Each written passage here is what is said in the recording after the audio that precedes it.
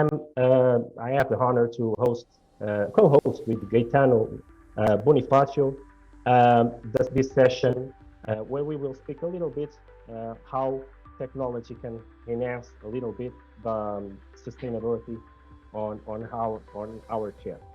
So Gaetano is the Western Europe Industry Advisor for Healthcare of Microsoft, and we will have joining us today Elena Bottinelli, Andrea Coluccio, and Matteo Giudici. Uh, Elena is the head of innovation and digitalization of Gruppo San Donato, the leading private hospital group in Italy. Andrea is the partner cloud solutions architect of Microsoft, and Matteo is the CEO of Mesa Group, which is a business enhancing group focused on improving businesses using innovative technological and methodological solutions. Thank you to all for your presence here and to allow us to learn a little bit with you. So in for APAH, I want to thank you for that. And I will pass the floor to Gaetano and let him continue this session, which I hope we all enjoy. Thank you. Thanks a lot, Leandro. Hello, everyone. It's really a great pleasure today to be here with such a great speakers, with Ellen. I really personally thank for this participation, Andrea and Matteo. So, what you can expect from this workshop, first of all, we are going through some general concepts regarding sustainability, very short introduction. Then I'm going to deep dive a little bit on the topic in regards to the healthcare system. So what are the pain points and what we can do in terms of sustainability in healthcare?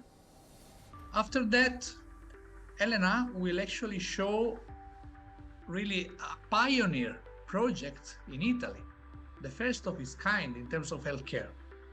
Really the head of innovation in Italy in terms of smart buildings, great examples about that. After that, Andrea Coluccio is going to show a little bit about the Microsoft Cloud for Sustainability and a demo on what you can do within a hospital to really record, report, and reduce within your ecosystem. And finally, Matteo Giudici, our partner, will span a little bit around the social and governance side of sustainability, as Microsoft itself is focused on the environmental side. Now, let's go straight to the point on the first introduction. First of all, let's go for the concept of sustainability. What does it mean?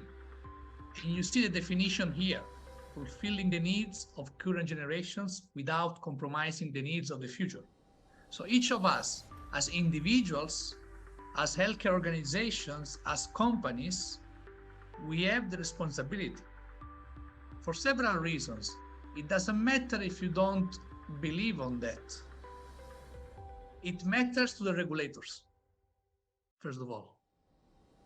It's not a matter of if I have to take or not the decision to be sustainable. It's a matter of when. And the last crisis, pandemic, and global, let's say, geopolitical situations exacerbates this need of being sustainable. Now, let's stay again general. What do we mean with sustainability issues? We have to consider the environmental, which is probably the most known, the environmental side. And again, translated into the hospital environment, let's think about the resource depletion, for example. Energy is a hot topic at the moment within the hospitals. Or greenhouse gas emission. Imagine all the hospital waste around that. Then we have the social and the governance side. The social, because again, you are dealing with patients. We are all patients here. And we deserve to be well treated and to have better outcomes when we go into a hospital. It's population health here. And then governance. You, as directors, as executives of a hospital, it's your responsibility to manage as healthcare institutions following the common practice, being aware that the reputation definitely of a hospital is important, and you will see why. But again, moving away from potential corruption and bribery, which are some of the topics, if you think about in general, about the governance side of the sustainability. Or not taking the risk. So go for preventive measures to avoid that your hospital encounters issues. This is basically, probably you're fully aware about that. United Nations, they really build 17 goals that each of us has to follow. 17 sustainability goals for individuals, organizations, for everyone. As you can see, the number 3 is quite important because it's good health and well-being. This is where we have to go. That's why the hospitals are mainly involved into the sustainability goals. Not only in the number 3, but it's one of the most critical. Now, why it matters? For those who are not familiar with the materiality, actually it matters for 2 reasons. Because the materiality, first of all, is an accounting principle in which really all the material matters need to be disclosed by a company, whether it's a hospital or a private organization, doesn't matter. But it matters for 2 reasons. First of all, because sustainability impacts your financial and operational. It really has a huge impact on that. On the other side, it's important because it matters to the stakeholders.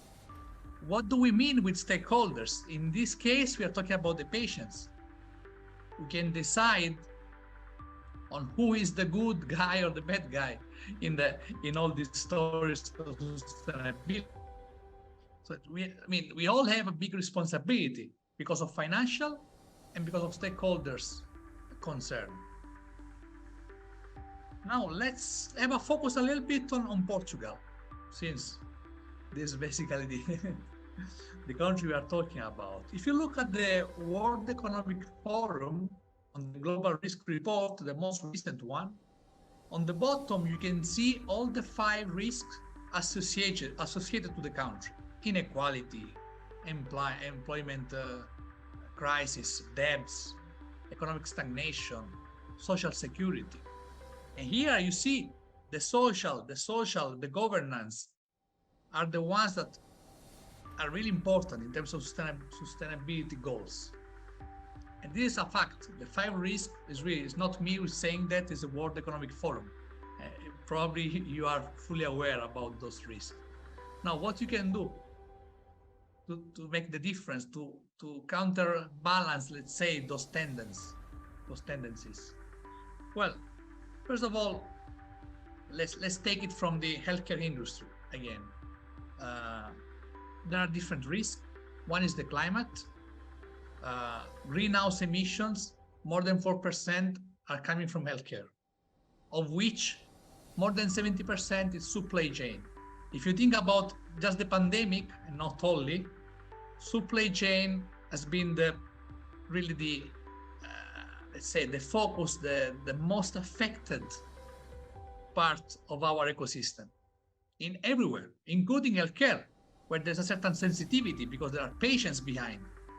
But this is really one of the important parts.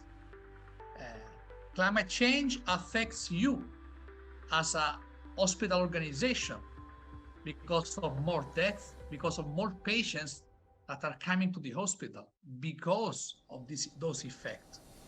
Last but not least, as I said, the biohazardous waste produced by a hospital, including plastic, but not only, radioactive chemicals and so on. So what are the challenges here for healthcare institutions? Different ones. We come from siloed data, which means inefficiency, environmental impacts, as I said before, the personnel, the staffing, and the facilities you have. There's such a a reduction on qualified people, high demand, a reduction on qualified people, you need to really take care of your employees, your high qualified employees within hospital. The other point, energy consumption. And we understand now how important it is to save anything about energy as much as possible. Then, as I mentioned before, biohazardous materials and supply chain, one of the hot topic. Optimizing the supply chain will relieve you from many, many issues associated to that, including patient's care at the end. So, what we can do in this context. Green buildings, smart buildings, as we are going to see it with Elena. Smart supply chains, so remove all the inefficiencies within a hospital, recycling, protecting public health by creating really good spaces for patients and their families, for example. It's a general topic, but again, if you have to stay more focused on the entire value chain, there's the facilities part, the operations within a hospital, the supply chain, which depends not only on you, it depends from different players, from your providers as well.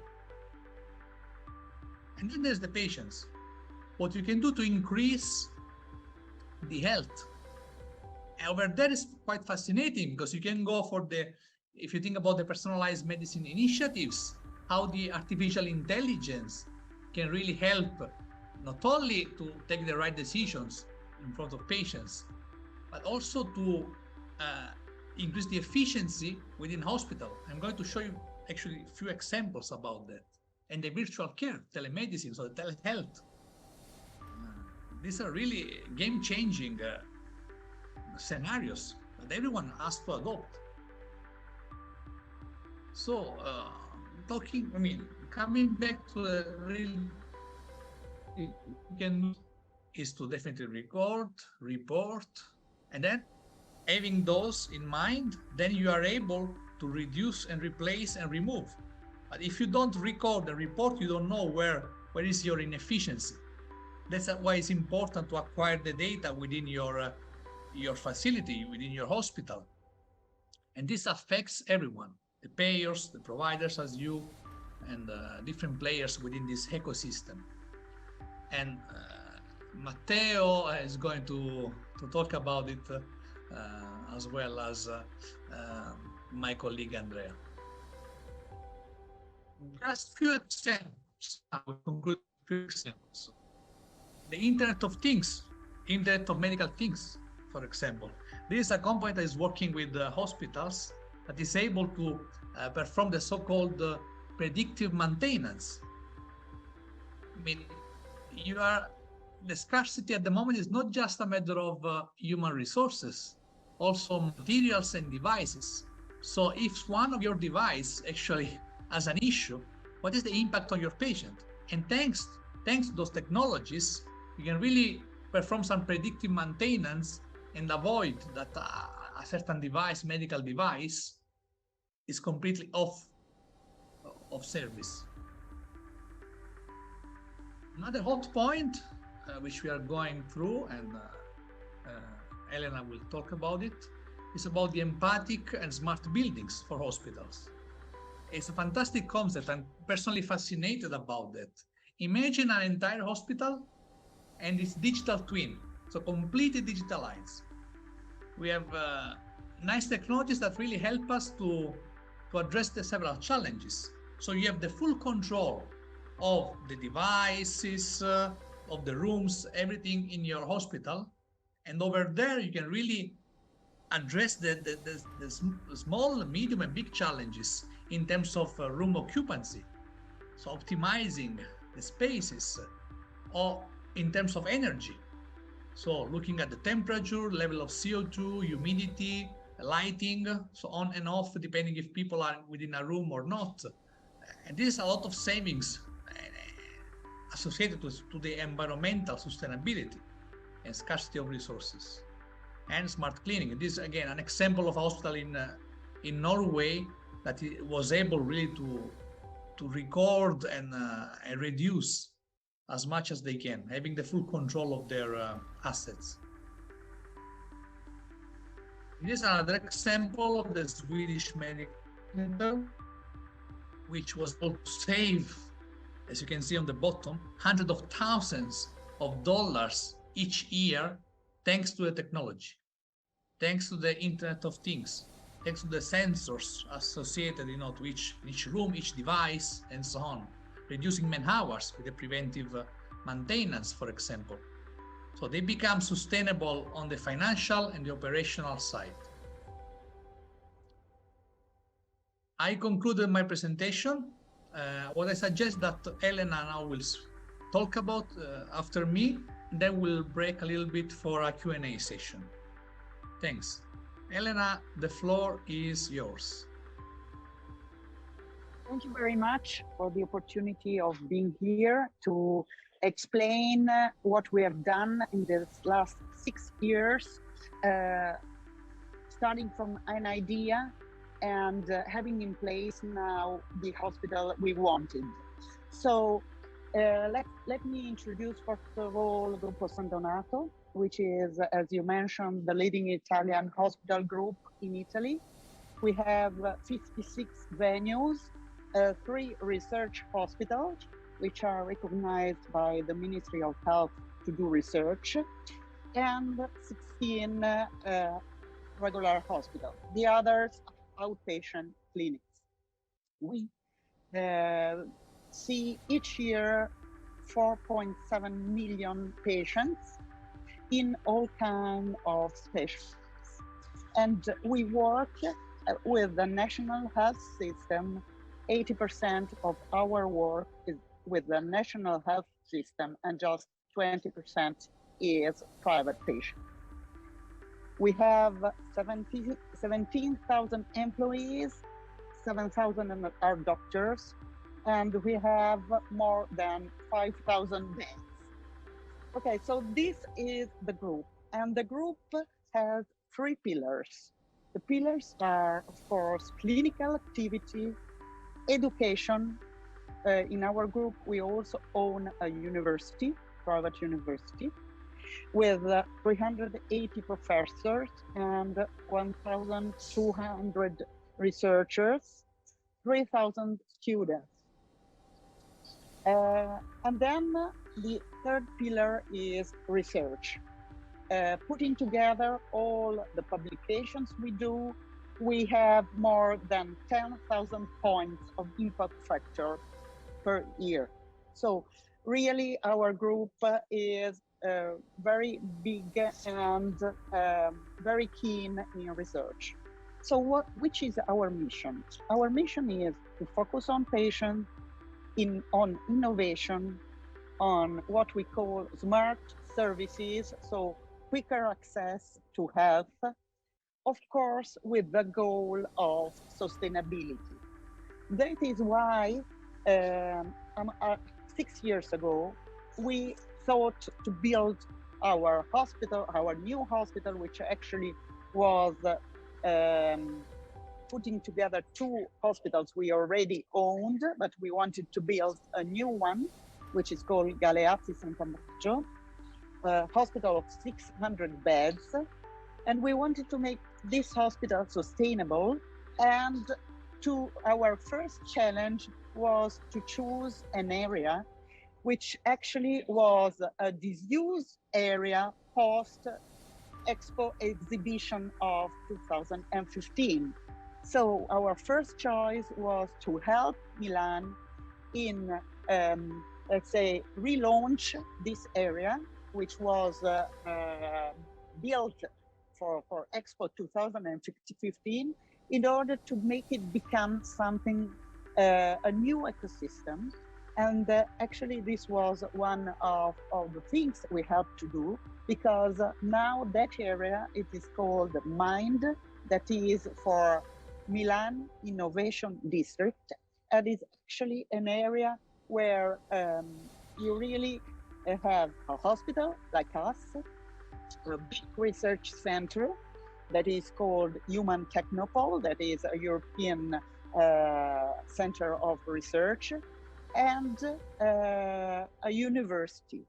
So that is Milan University, State University, not ours. And the rest of the area is for, let's say, pharmaceutical companies, for any kind of company who want to be there and to live in this ecosystem. So let's go to the slides. This was just my introduction to the hospital. And from the first slide, you can see what the hospital looks like. It was opened this August, so it is really brand new. And this hospital, as you see, was thought to be a sustainable hospital. What we mean by that? Of course, we mean all that is energetic. So the hospital is energy efficient. We have geothermal, we have photovoltaics, and we have reuse of waste. But it is also sustainable because we use innovative materials. So materials, for example, the one of the surveys is smog absorption with a smog absorption capacity and a self-cleaning surface. The hospital is not just a structure. A hospital has to be a new concept. As you mentioned, Gaetano, I fully agree on what you said before. So our aim is also that of reduce waste, but not just material waste, but also the waste that you produce with inefficiency each day in a hospital. And so that's why we tried to design a lean hospital. As you see, it is a vertical hospital, 16th floor hospital, using lifts a lot, and trying not to spare time in movements inside the hospital. And at the same time, we used digital to reduce risks, to reduce risks of communication, to trace things and people, patients inside the hospital, in order to have a transparent view of what is happening in each moment inside the hospital. So we put together this digitalization inside the hospital as a first thing. And in order to have everybody work on operations, having the same view at the same time in real time, in order to have people being able to do what they have in real time, not just collect data to understand after what is wrong, but trying to avoid the problems before. So this is what we did inside the hospital. Then, next slide. This is instead what we are doing outside the hospital. So, as you know, digitalization is the key.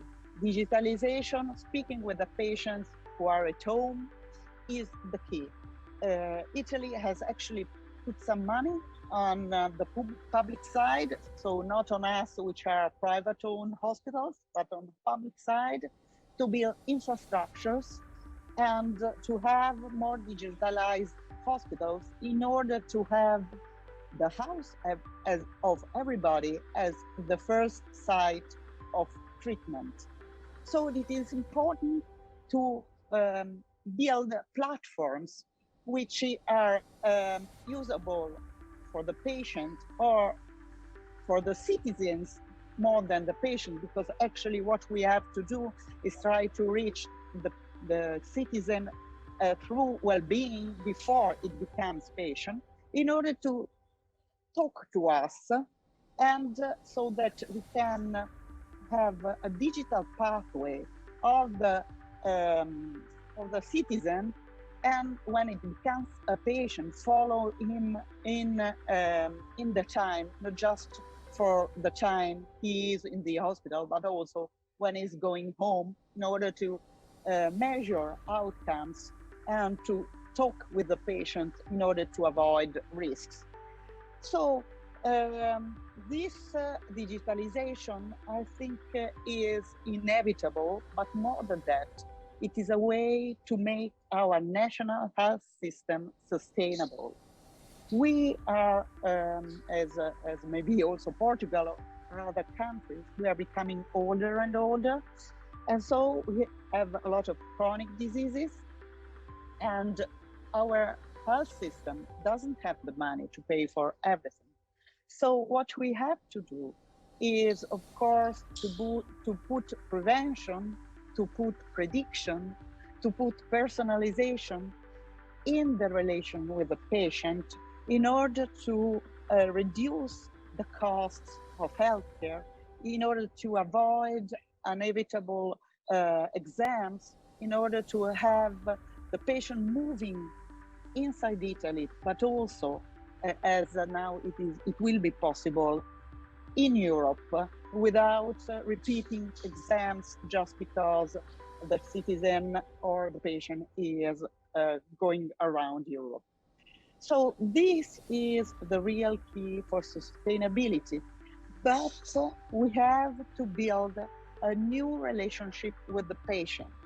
We have to have the trust of the patient, and this trust can be built, first of all, if we understand what the need of the patients are, and that's why in our platform we are co-designing what is needed also with citizens. And then we have to build the trust, giving them for sure that we are caring about cybersecurity.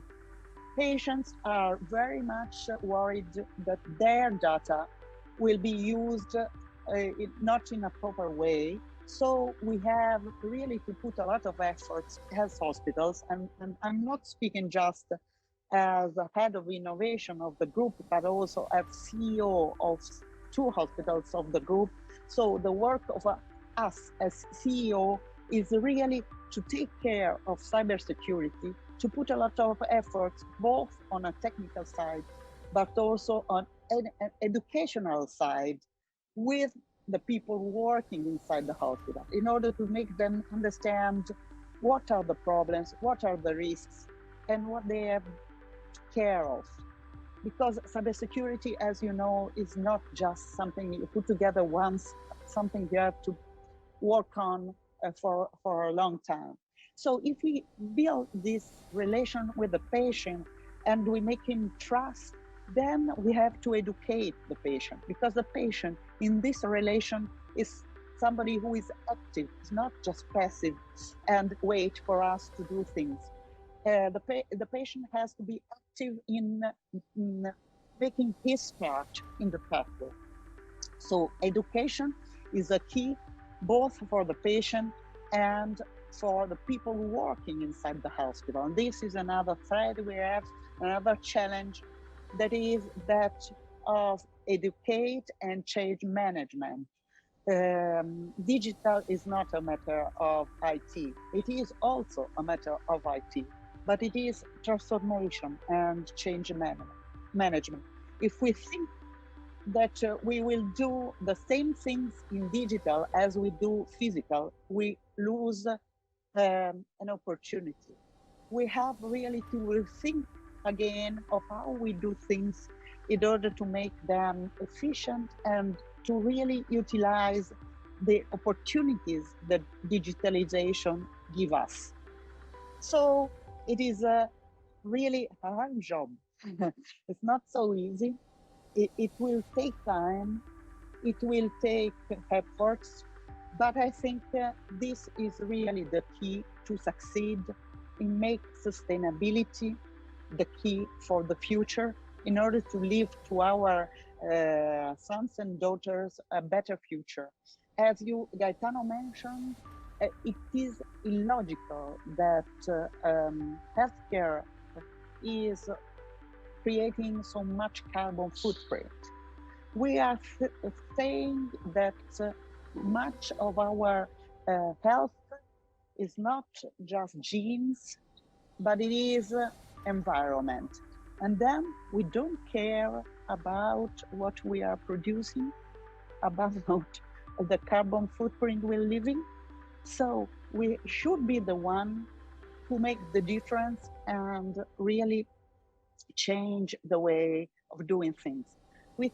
I think we just started. I think we have to share what we gain among companies, among hospitals, among countries, in order to understand what is successful and really help the other to reach the same results. I think I've said it, so if you have questions, I'm here. Any question at the moment? Correct me if I'm wrong, Leandro. For now, we don't have any questions. So if I can add something I forgot to mention, we are working with this institution of citizens in order to understand for what is the citizen point on sustainability. So to understand how prepared is a citizen on these topics and what the citizen expects from a hospital to be sustainable.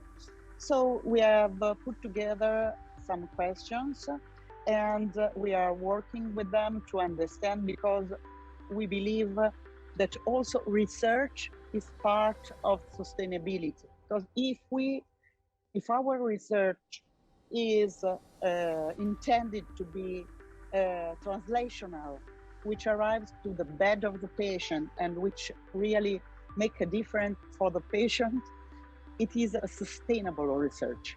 So we also put, apart from, of course, how the building is built and digital, we also put research in the questions in order to understand if the citizen has this feeling and share with us this thought we have. thank you.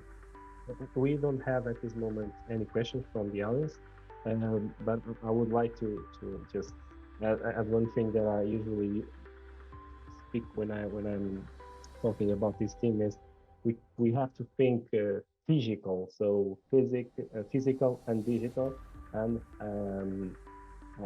try to improve it as a methodology to get into a new culture. So yes, if I can add something to what you said, the numbers we see about telemedicine is that telemedicine was very top when we had COVID and then went down.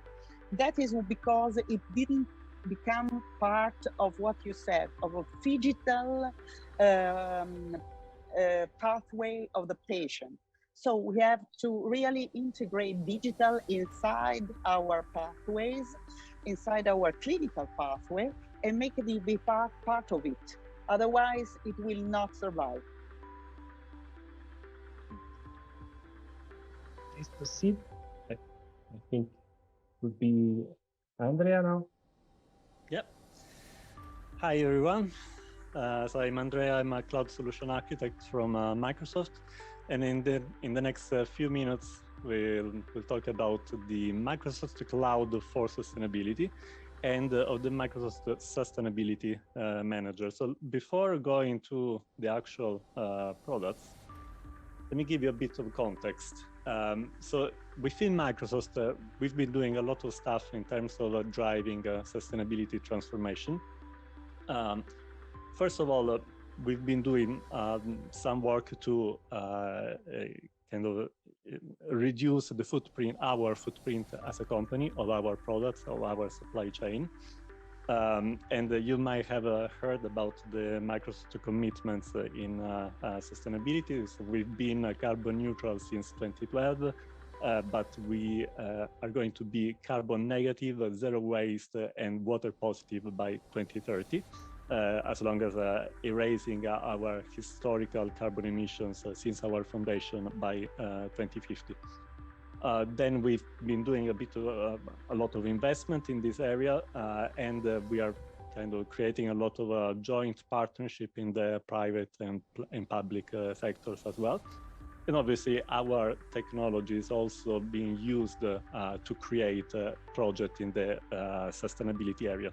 But what are we going to talk today and focus a bit more are our products and services that are specifically designed to tackle the sustainability problems and challenges. There are a number of them, but today we will talk specifically of the Microsoft Cloud for Sustainability. So let's see what it is. So with Microsoft Cloud for Sustainability, we have 4 main aims. So first of all, we want to help organizations in increasing their visibility of their current environmental footprint and carbon footprint, and then help them track their progress toward reducing that impact. Then we want to also help organization in reducing their the impact of their IT footprint, right? And we also wanted to help them reduce the impact of their operation and of their value chain, supply chain, and downstream value chain by optimizing them, but also by influencing their value chain, so other companies to do the same. Now, when we talk about Microsoft Cloud for Sustainability, this is a horizontal layer. You might heard that Microsoft has an industry offering. So we have the Microsoft Cloud for financial service, for manufacturing, of course, in your case, the Microsoft Cloud for healthcare. Now, those are industry-specific vertical offering, but the Microsoft Cloud for Sustainability is a bit horizontal because obviously there are a number of sets of technology feature that everybody, actually every organization needs in terms of sustainability. And the reason why I show you this diagram is because there are a lot of stuff that are horizontal, but then there are some specific stuff that are industry specific. And so our vision is to build the horizontal features in the cloud for sustainability, and then also to add some sustainability elements in the vertical clouds. So the cloud for healthcare will have their specific elements in it. And they will be integrated with the cloud for sustainability, so the horizontal layer. And obviously, the whole thing is built on top of Microsoft technology, so Microsoft Azure, our data and AI technology, our infrastructure and modern works and business applications. Now, let's go a bit more in the specific, because Microsoft Cloud for Sustainability is actually a container of products and services, okay? Within the Cloud for Sustainability, we have the Microsoft Sustainability Manager, which is our carbon accounting offering. Then we have the Emissions Impact Dashboard, which basically allows our customer to transparently track their emissions that are generated from using Microsoft services and products, specifically Microsoft Azure and Microsoft 365.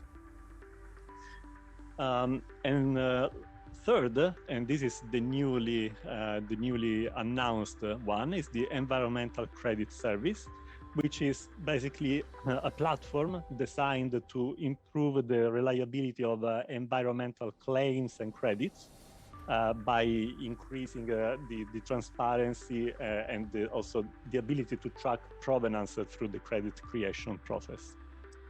Now, today, we're going to focus on the Microsoft Sustainability Manager.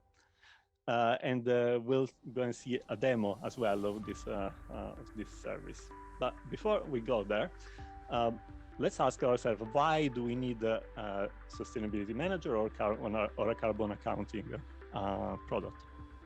Well, we all know that organizations today face pressure from everywhere, from different actors, to reduce their environmental footprint. More specifically, we can say that we want to reduce our carbon emissions, we want to reduce our water impact, and we want to reduce the impact of our waste, right? Now, there is a little problem with this. The problem is that we can't reduce what we don't know. So before reducing, we need to know our impact. So we need reporting, right? Now, in order to report something, we need to get data. So we need to record before reporting. And that's what the Microsoft Sustainability Manager is. It's a system to record data, so to ingest activity data that directly or indirectly create and generate emissions, generates insights and reporting on those data, and then creating insights so that we can use those insights to reduce those impacts and create and track a plan to net zero, or maybe to reduction, or maybe even better to become carbon negative. Now, this is the actual slide that shows the the main feature of the Sustainability Manager. So we have a common data model that is a fundamental element. We're talking about an open source free schema and data model that basically facilitate organizations to exchange sustainability data within the organization and also between organizations. And that is obviously fundamental because right now there is a lot of fragmentation on the type of data that is exchanged in this area. Then we have a dynamic calculation engine, and that is also a fundamental element because that's what will help us in making sense of our operations data, right? And then figuring out what are our emissions generated by those operations. Then we have a number of features for reporting, data visualization, and insights. And when we say reporting, it's internal and insights reporting, but it's also compliance reporting. And then we have a number of features for managing our plan of reduction plan and the tracking our process toward that plan. And obviously, partner solutions are key here, and we have one of our partners right after me that will show that. Now, last slide before we go to the actual product and see a demo. So this is how Microsoft Sustainability Manager works.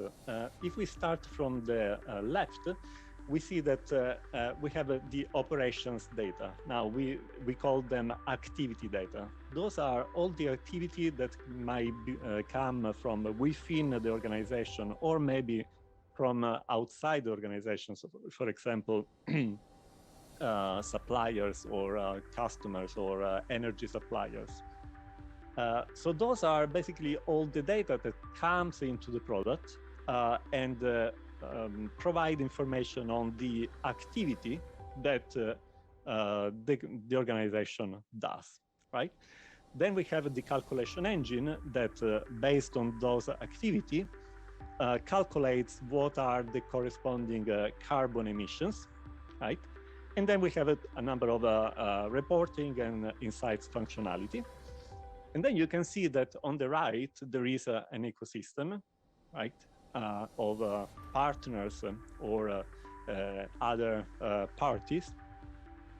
Those are basically those that will get the insights generated by the Sustainability Manager to basically take action and use those data to optimize and generate reduction initiatives. Okay. Now, right now, the product is focused on carbon emissions. We have just added water functionality as well, but it's just the beginning. We are going to add a bit more features on water in the coming months. And then the next wave after that will be waste management. Although we already have something around waste right now, and I'll show that in the demo. Right. Any question before we go to the demo?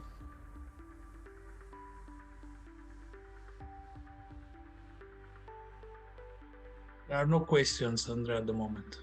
Perfect. Okay, let me go to the demo then.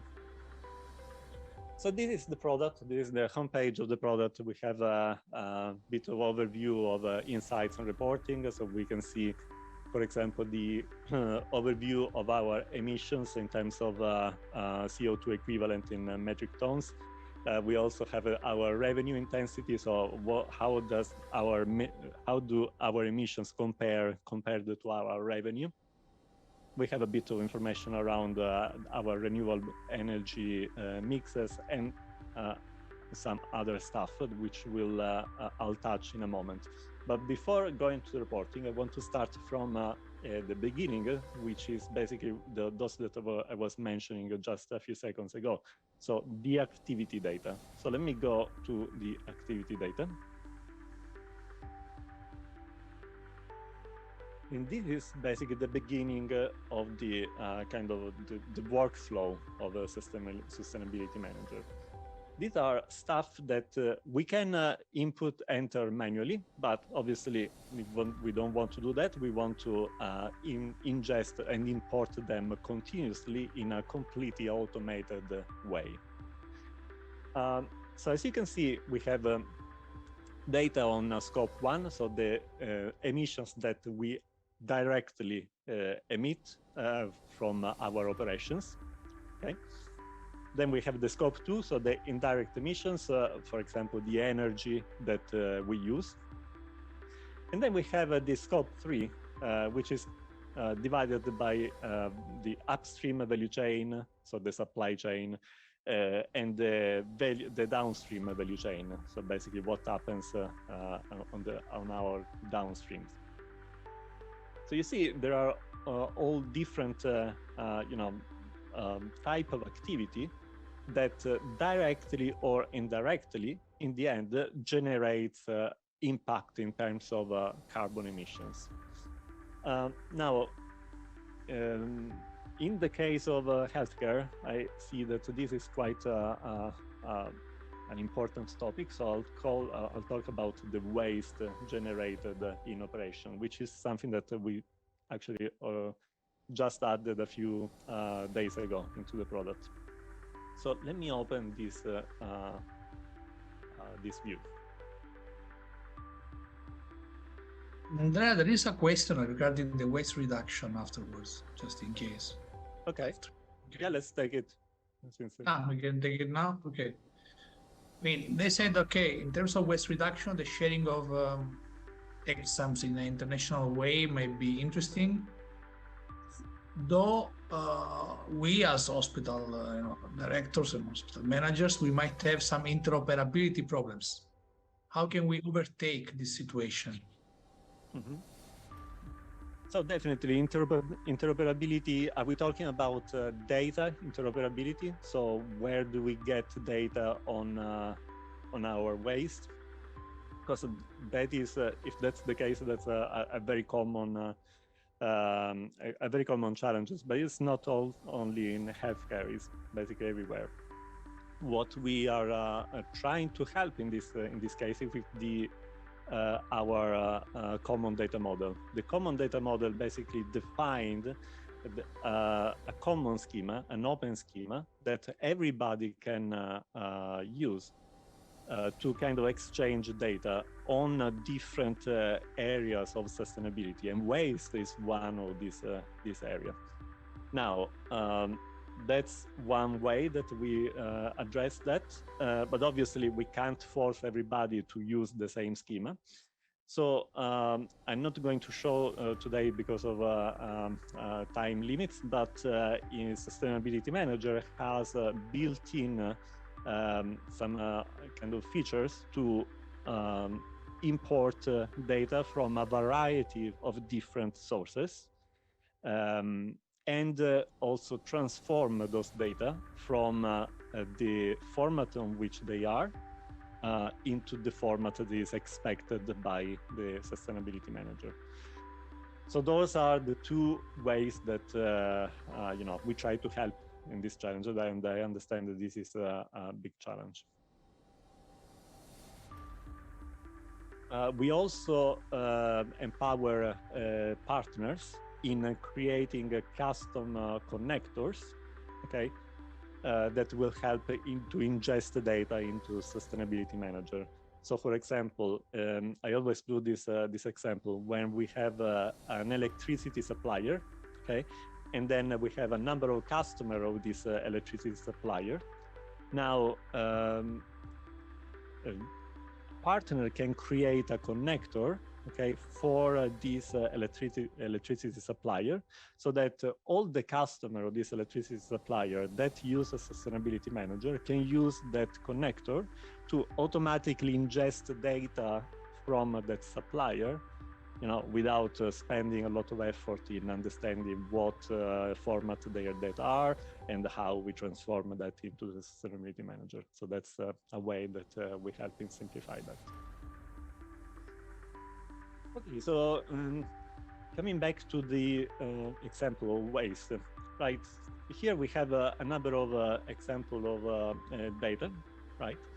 Now, as you can see, we have a number of transactions. We call them a transaction, but basically what we have is the quantity of waste, right?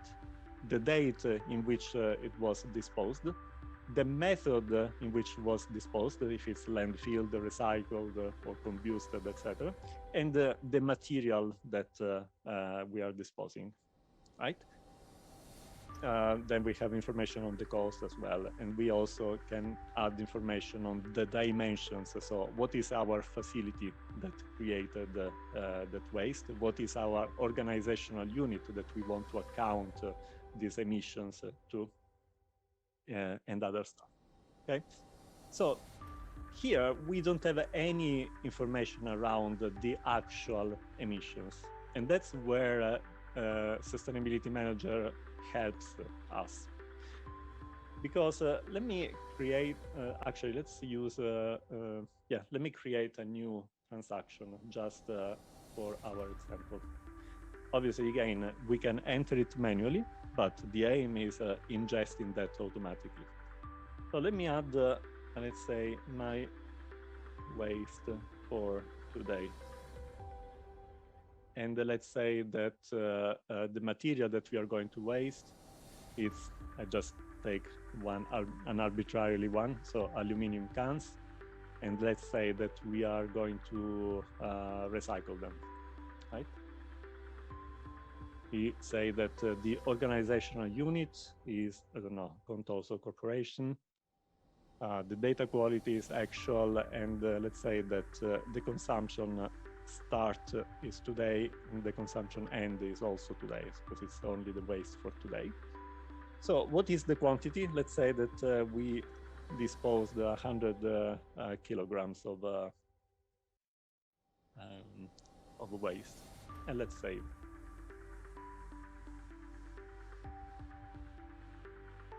Perfect. Now, here is where the thing gets a bit more interesting, because if we go to the factor libraries, the product comes with pre-built out-of-the-box libraries from the EPA and from the IPCC, and we are working also with other authorities in Europe and EMEA and the rest of the world to add their emissions factors as well. But just as an example, let me go to the waste category of the EPA.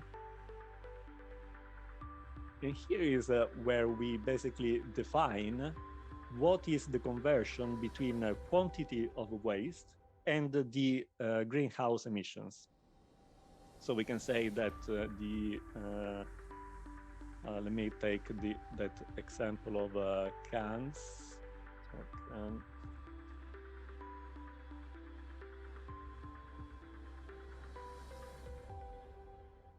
So aluminum cans recycled. So for each, let me open this element. Here, basically, we are defining that for each short ton of recycled aluminum cans, this is the CO2 equivalent quantity that we calculate to emit. Now, again, these are pre-built data, but you can import your data from scratch, you can modify your data, you can create your data. The product is completely flexible, so you can do whatever you want. Okay, so these are basically the data that helps us doing the conversion. I'll quickly show you the calculation models. Again, we have a pre-built calculation models, but you can customize them, or you can also create your calculation model from scratch. And you can see we have a visual designer where we can define the way we calculate our emissions, in this case from waste, but from all the activity data. Okay, and I won't go in details, but basically what we are saying is use the material, the type of material, and use the disposal method to select what is the right emissions factor to use in order to calculate the emissions. Okay, so let me go to the calculation profiles and we'll launch the calculation.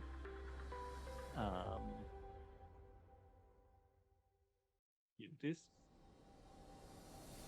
And calculation.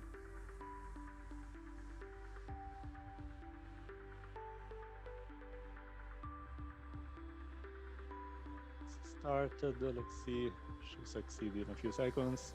In the meantime, Andrea, there's a question asking whether we can measure the methane, for example, for the gas emission. Absolutely. So if I go back to our factor libraries, let me take the, yes, Western generated emissions.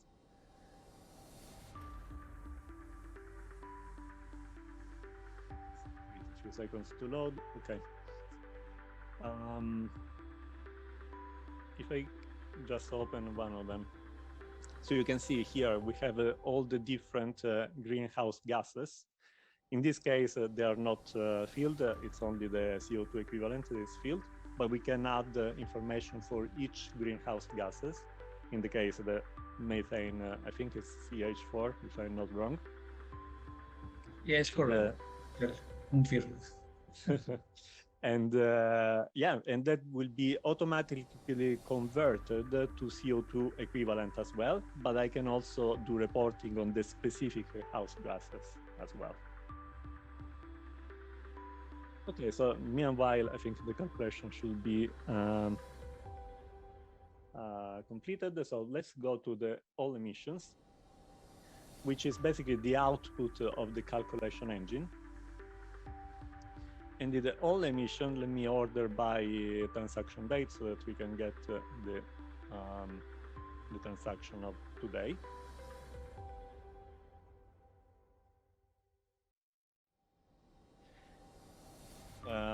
Yes, ours is not yet there, but it's being calculated. But basically what we see is that we get the transaction name, the transaction, the type of emissions. Okay, in this case, it's purchased cooling, but you see that there are other examples from waste, right? And then we get the actual CO2 equivalent. Okay. So in this case, for example, for the cooling, we have the methane as well, and then the conversion to CO2 equivalent, right? So that's how the product works. And then obviously, based on this data, that's where we are going to do all our reporting. So if I go to Insights,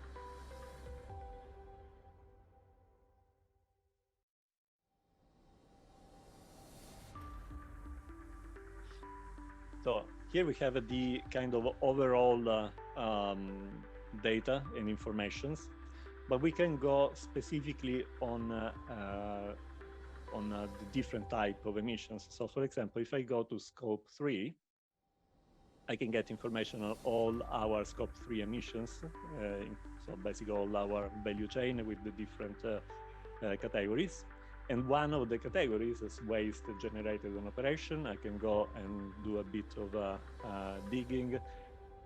I can see the waste divided by disposal type, and then I can expand the disposal type and analyze by materials, and doing a bit of analysis and insights and comparison. I can check the trend over time. I can analyze by different dimensions for my organizational units, for my facility, and I can do a different type of filtering. I can also do a bit of interactive analysis. So if we go here in deep analysis, I see my total emissions in metric tons of CO2. But then I can say, okay, so these are our total emissions, but what about our scope? How does that split in terms of scope? We can say that, oh, that's most of my emissions are actually in scope 3. So let's go and deep down into scope 3 and say, okay, so what are the facility that are more, emits the most? And we can see that Atlantic yards. So let's expand here. So I can do a bit of a, interactive analysis there. And also I can select the different one and the stuff change. Okay. So that in terms of insights, we can also do compliance reporting.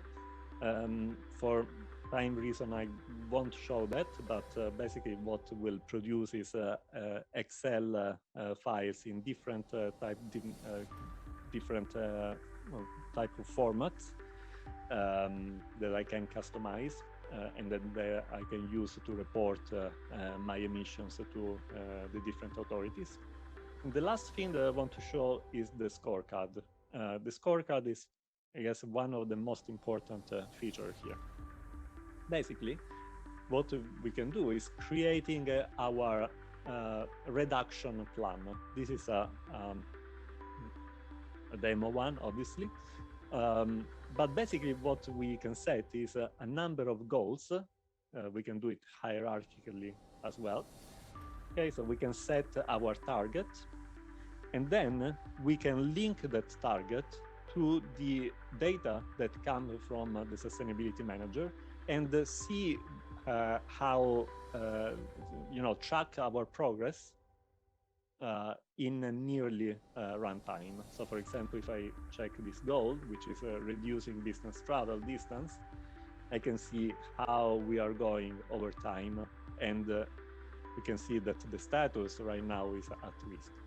We can also use Microsoft Teams integration to collaborate on this plan, on the different target and check-ins, and bring people to collaborate and work together toward our reduction targets. Okay. I think we are a bit short of time, so let me go to the last slide, which is about the roadmap. Any question meanwhile, Gaetan? Oh, there was one about the cloud. What is the blocking point for the cloud to be adopted on sharing information? The blocking point is just us, because there's no any economical security or there's no reason to do it. I make you an extreme example here. Ukraine, the government, put all their data on Azure cloud. They're still there, they're still functioning, so their data are safe. This is one of the extreme examples, just to give you an idea. So let's remove the myth of the cloud. Cloud is the most secure platform you can have compared to a data center that can be destroyed. And by the way, if we talk about sustainability, we have an independent study that we commissioned that shows that moving from on-premise to the cloud can help you reducing by 90 up to 98% your carbon emissions of your IT infrastructure. So that's also an incentive, I would say. Okay, so in terms of what is the future? Again, I was mentioning before that right now we focus a bit on carbon emissions. We are working right now on water, so the next release of the product, which is expected in March, will have a lot of stuff on water, and the next one will have the waste disposal features. Again, as you can see, the part where we calculate the carbon emissions from waste is already there, right? But we are going to add a lot more features around the waste management as well. We will add a lot of supplier integrations, especially when we talk about scope 3.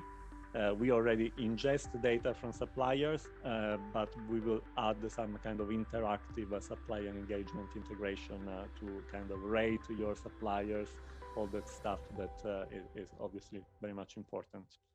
We will add additional scope 3 categories. So we'll add the next one that we'll add is emissions from employee commuting and emission from end-of-life treatment of sold products.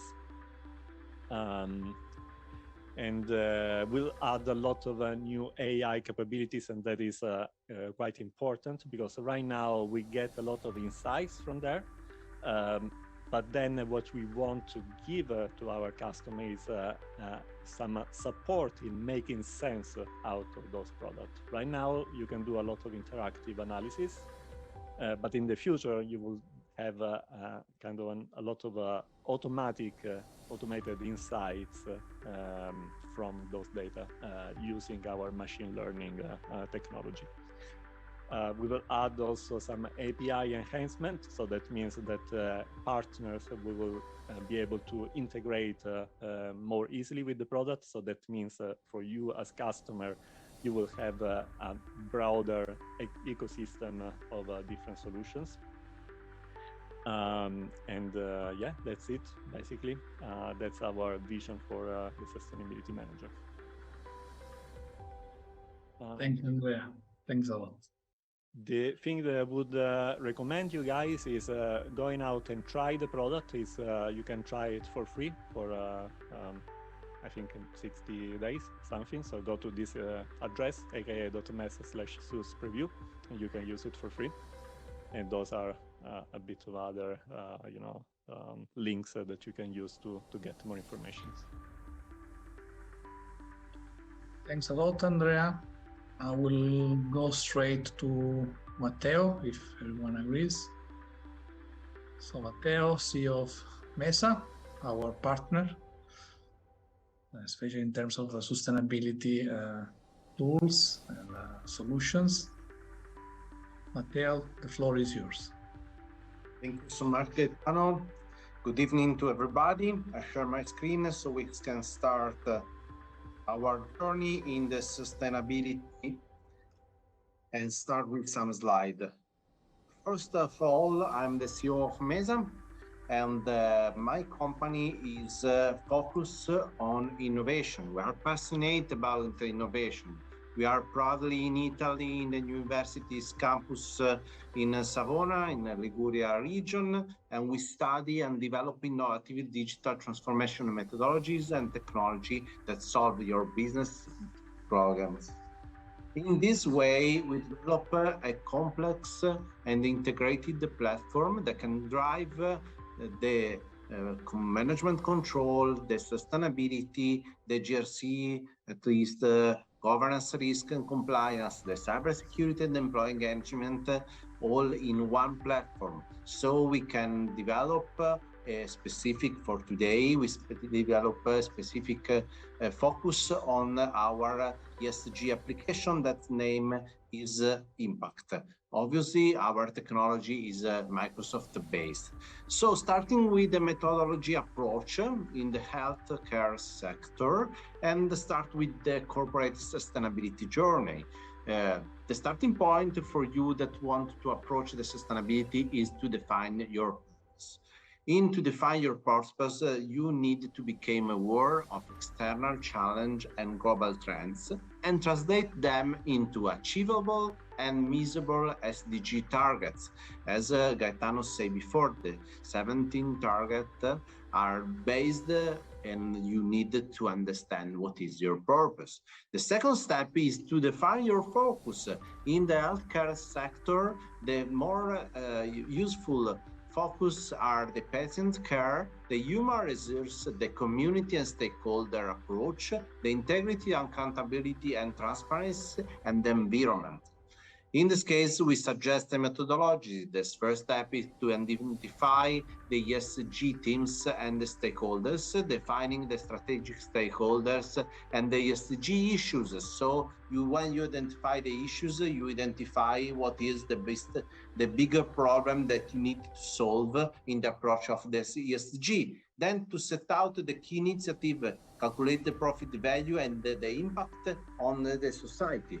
Then the second step in the methodologies is to define the strategy of sustainability, integrating the sustainability plan into your business plan, or better, create only a big plan with sustainability approach and choose the target for your budget cycle. Then you need to perform and monitor all the sustainability initiatives.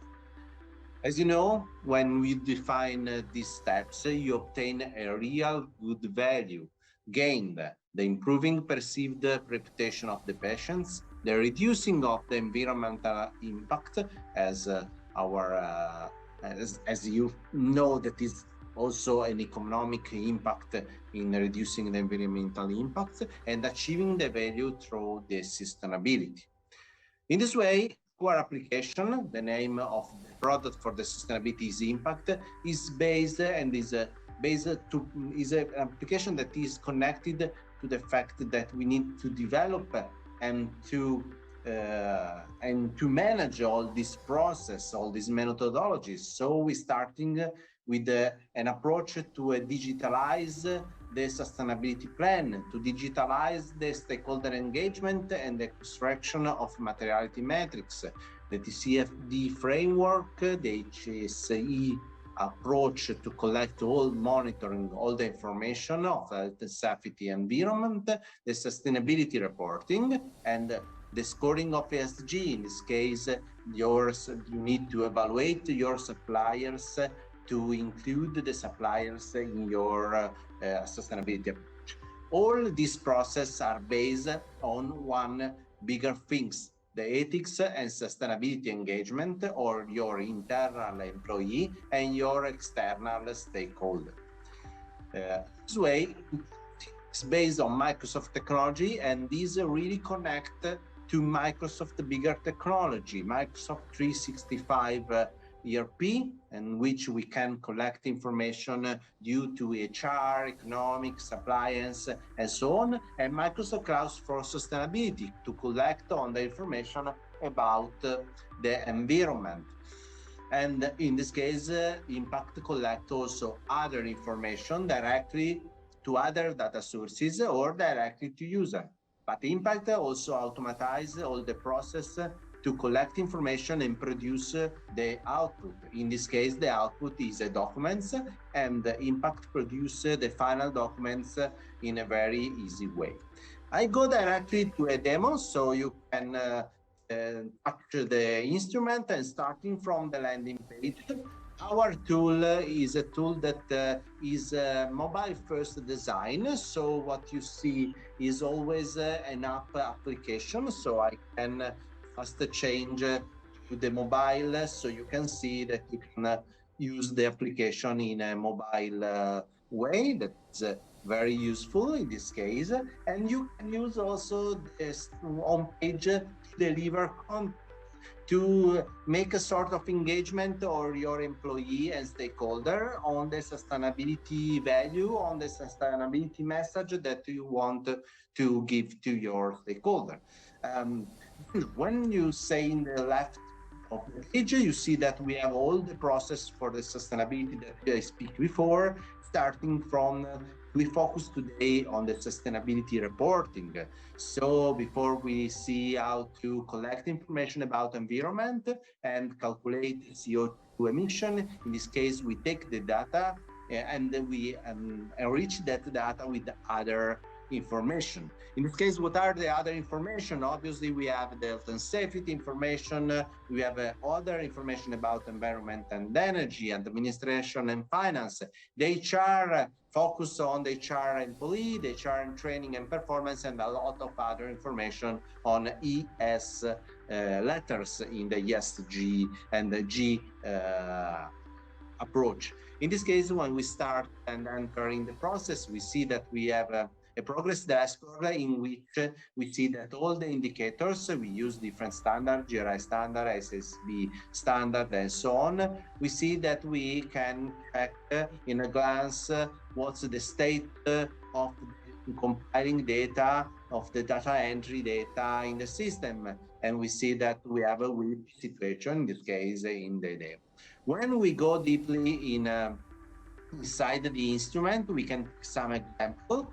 For a faster demo, I just take 2 examples. The first example is the data entry of the new employee hires and employee turnover. In this case, we have a form in which we have some help to become easy for the users what type of data they needed to enter into the system. And we see that we have a different section. In every form, we give also the historical data to have to become more simple the input of current data. And we have also a check control. In this case, for the standards, we need to enter the data of the hires and termination by gender and then by age. But obviously, the total employee hours, the total number of employee hours and termination must be the same into this table. So we insert into the system automatically control, as you see, that say if we are insert data in a current way or not. But in the same form, we can also insert narrative data, so qualitative data. And in this case, we can understand that we can have a very simple way to collect data information with narrative and quality information.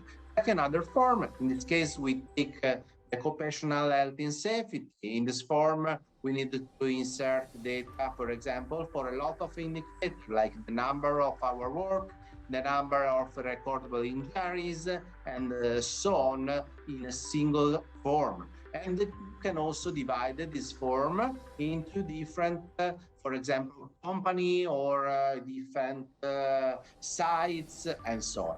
As you see in the upper part of the page, you can attach some information like documents, image, and so on, but you can have also a workflow. As you see, we have, for example, I can input data and submit for approval to my manager, and we can negotiate also with a dynamic chat. So I can have, in this case, you see that I have this site that have a problem in the data and are negotiating the manager with the data entry owner to make the correct information inside the system. And we have in the other side that is completed and all the information are correct inside the system. We can also download a template Excel file and import a template Excel file, so it's more simple to do all the operation. When we develop all the data entry operation and consolidated all the information, we go directly to the business intelligence interactive dashboard. In this case, we see an example about the turnover, but we have a lot of dashboard based on Microsoft Power BI technology that are extendable due to the simplicity of use of this technology. In this case, after we collect all the information, as I said before, the last information, sorry, I closed the demo, is the fact that we need to download the documents. So I check in a second so I also can show you how simple it is to enter the system. We have all security information of the last login and so on. And when we go in the reporting section, we also have the output. This is incredible because all the information, qualitative, quantitative, and narrative information that we set inside the system are automatically inserted in the documents. As you can see the narrative information, and if you see, for example, this type of information, you see that it's a dynamic information that is extracted from the system. We can also have a schema. We can also have some very useful report as this one, that is the topics of materiality matrices versus SDGs in the system. And we also have some tables. These are directly extracted from the system in a very simple way, and other schema, other chart like some chart that users are developed by himself. In this case, the system is very simple to use, but the system is not only focused on the reporting, but it's also focused on the other process. I want to show you one of my preferred approach, is the sustainability plan. In this case, we developed the sustainability plan based on the similar approach, but is focused on what we imagine is our strategic sustainability approach. And in this case, we divided the plan into different pillars. For example, we can take the climate change pillar, and inside the climate change, we can define the objective of every single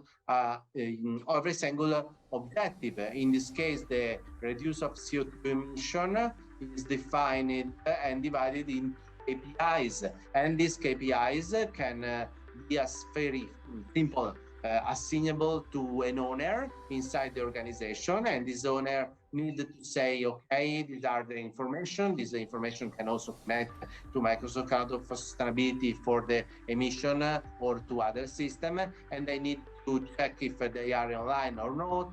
They need to comment all the advancement of the plan, and so in this way you can obtain a report for the top management to understand if the sustainability plan is on track or not. And for our customer, is very useful to understand that, because they connect the sustainability plan with, for example, climate change. You see the topic and objective and KPI, connect this on the MBO plan of the managers. So in this case, as you know, this is a strategic approach to sustainability and is very useful about that. I go very fast, so I leave space for question and answer. That's this one.